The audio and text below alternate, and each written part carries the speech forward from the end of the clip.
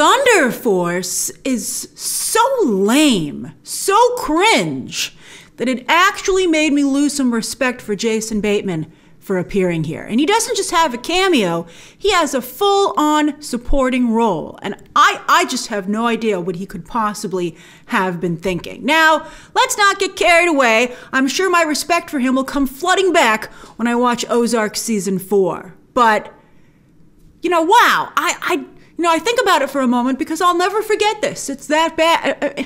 Well, it's not even so bad that you have to see it. It's just lame and awful. And the kind of thing you would want no one to ever see instead of plastering it on Netflix.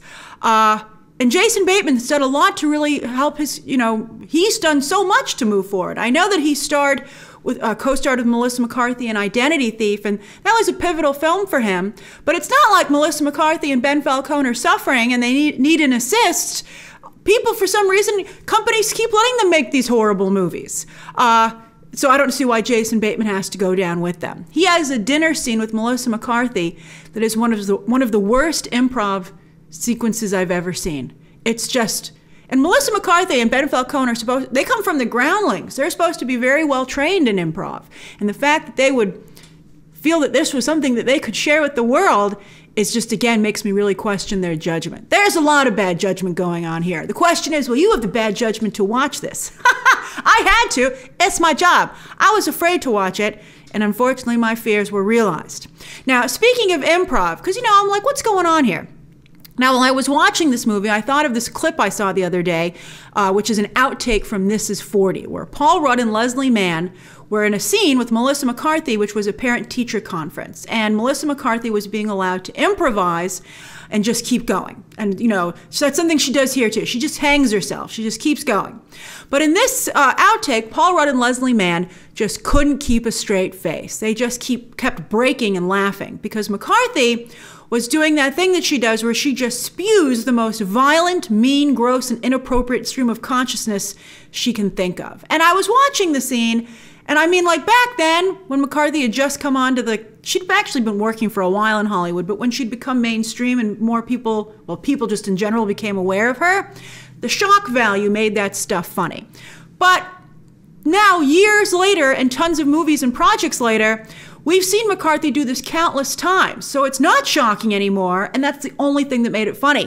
So while I was watching this scene years later, I was like, Paul Rudd and Leslie Mann, stop encouraging her. This isn't funny. It was so bad. So yes, once again, McCarthy's husband, Ben Falcone, has made his wife the face of another turkey, or in this case, chicken, because after getting her powers, her character has a craving for raw chicken throughout the film, which sure is gross, but not at all funny. And that just kind of gives you an idea of the humor in this movie. I think that she was actually maybe eating sashimi. You can't eat raw chicken like that, but it was not funny, and it was just disgusting. Every single movie that Falcone has written and directed for his wife has been a total bomb. Nobody likes them. You can't even say they're crowd pleasers. And yet, for some reason, McCarthy continues to let him ruin her career. And for some reason, as I said, companies keep giving them money to make these movies. To be fair, not a lot. These are very cheap. Another problem with them. But, really, an intervention, I think, is necessary at this point. McCarthy is turning into the female Adam Sandler. No one helped him either. Making a sloppy, low-budget movie that is a family affair. In addition to Falcone, their daughter appears as a younger version of McCarthy, the youngest version. They have two flashbacks, children and teenagers, for her and Spencer's character. And McCarthy's daughter plays her as the youngest version. And then also, they have their friends again because Bobby Cannavale joins the party. And he's just awful. I don't know how Bobby Cannavale keeps getting work. Sometimes he's okay, but he's so prevalent and he always does the same thing and he's only like a mediocre actor. I'm really sick of seeing him. And I mean, if only his own life partner, Rose Byrne, had instead been in this, because she is still to date McCarthy's, or at least I would say she is McCarthy's best sparring partner. But she's really great. She was, of course, in Bridesmaids and in Spy, and she was a great foil for McCarthy. Although I'm glad she stayed away from this, because again, I have no respect for anybody who would be in this. Now, instead, Octavia Spencer co-stars as in a muted wallflower role that doesn't give the talented Oscar winner nearly enough to do to make it worth her time. And, you know, although I will say Octavia Spencer did maintain her dignity, maybe because she seemed like she so wasn't into this. She was like, I'm just standing here collecting a paycheck. And you were like, okay, Octavia Spencer, you do what you need to do. Also, speaking of Oscar winners, Melissa Leo's here, and she has hardly anything to do. And there were certain aspects of her character that were so obvious, it was shocking that nobody else in the film noticed it. Until, of course, the script suddenly allowed them to. Palm Clementieff does at least get some cool fashions, but her role is also ridiculous and embarrassing. But I can't blame Clementieff because she's still at the stage of her career where she just needs to work. But the bigger names, again, I don't know why any of them would sign on for this. I mean, it's just so bad. It is nice, though, coming off of the Snyder Cut to see a Titan tech company headed up by a black woman who has a largely black staff, including her daughter, played by Taylor Mosby, in a very charming performance. I liked her a lot. But it's never explained why the head of a multi-billion-dollar tech company and science company would experiment on herself with like the only thing that she has. I mean, especially when she's such an unusual choice for a corporate-sponsored superhero program. I mean, no matter how smart, powerful, or successful you are, if you have a big company like this, you have shareholders and a board of directors who have to approve these decisions. It just makes, I mean, not only is she an odd candidate to be the company's superhero, but also she's the brains. So why would they risk it if it didn't go well? Why would she be the one to take the risk? It makes, I mean, they could have explained it, but the movie's so lazy they didn't bother to. Now, not only is the film lazy, but what's also par for the course is that it thinks big, but then acts small.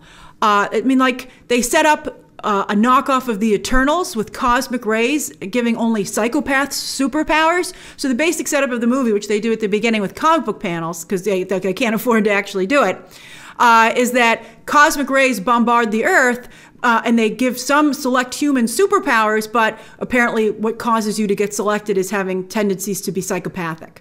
And then normal humans just have to deal with these individuals who are dubbed miscreants.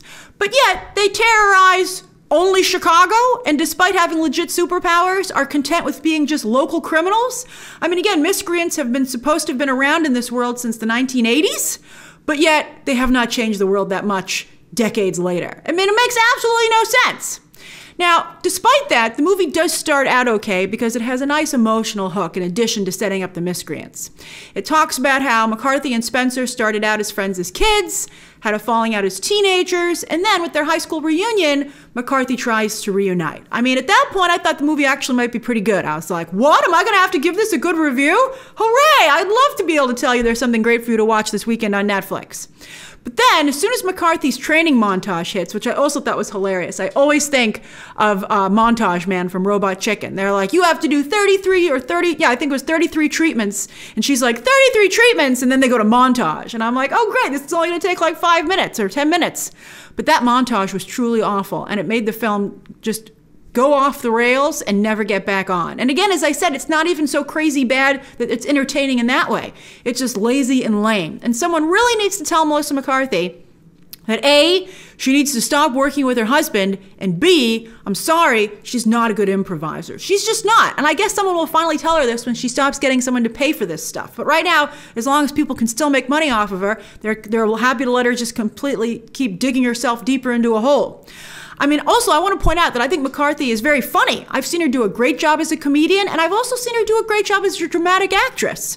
But she just really, really, really needs a script. And I think right now she has a situation where her husband writes up a loose outline, and they're like, oh, Melissa, you're so funny. I'm sure you'll be able to boost and improve this when we're on set, and you'll improvise it. And it's like, so many scenes of this movie just let Melissa McCarthy go on and on and on. And it's a familiar sight to anyone who's familiar with improv, where a comedian just keeps going and going, feeling, oh, I'm going to save this scene. But as I said, they just keep digging themselves deeper and deeper and deeper. And this happens to a lot of comedians. I've seen Will Ferrell get stuck in this trap. You need a good, I mean, it's always great if you discover something funny on set, but you should not show up without a really good, funny script to start with. And, you know, that's what undoes these comedians all the time. I think this new trend of letting people improvise, that we'll just figure it out on set is a real mistake. I'd also like to point out that things can be funny when you're with your friends or with your coworkers or people who you're hanging out with, or you're having long hours on set. And so maybe it's funny to you, or it's funny in the moment, but it just simply does not translate. So that's my review of Thunder Force. Another dud from Melissa McCarthy and Ben Falcone. It's just like all the other movies. If you're wondering what this is like, or you're like, but I got nothing to watch this weekend, it's going to be exactly like watching Tammy, Life of the Party, what was the other, the one where she did the Girl Scout stuff. It's exactly like that. I guess to some degree it's watchable, but you're just going to be so upset with yourself at the end and be like, why did I do this again? And you'll be upset with McCarthy because she really should not be doing this. All right. I mean, I didn't even watch the last one, Superintelligence. It's just really bad. So anyway, and I can't believe that, as I said, it's on the people who are making money off of them still and giving them money. Melissa McCarthy needs better friends and people who are representing her, because they shouldn't be letting her do this. All right, so that's my thoughts on Thunder Force. Share your own down below, subscribe today, and of course, as always, you can check out some more videos right now.